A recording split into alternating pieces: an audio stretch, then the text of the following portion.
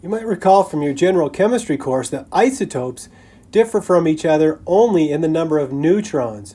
For example, carbon has 3 isotopes: carbon-12, carbon-13, and carbon-14. Now remember that this number is the mass number, which equals the sum of protons and neutrons.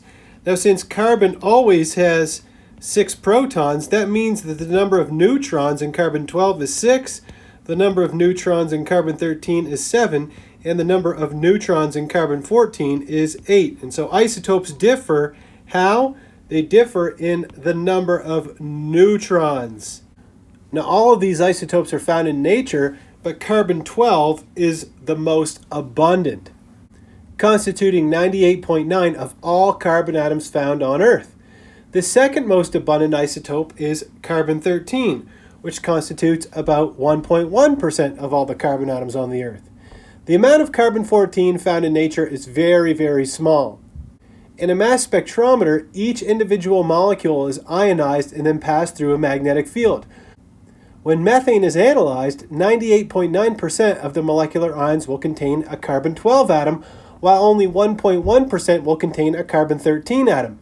The latter group of molecular ions is responsible for the observed peak at M+1 that we see here. Remember that our mass over charge for the molecular ion is 16, and that's right here, that's our base peak, but this is our M+1 peak here. The relative height of the M+1 ion is about 1.1% tall as the molecular ion, just as expected.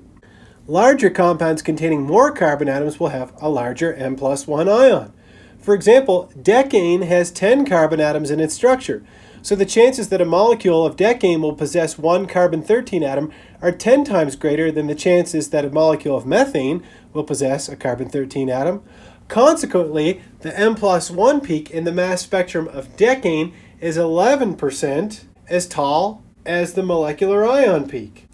So it is generally possible to determine the number of carbon atoms in an unknown compound by comparing the relative heights of the molecular ion and the M+1 ion as well. This piece of information can be very helpful in determining the molecular formula.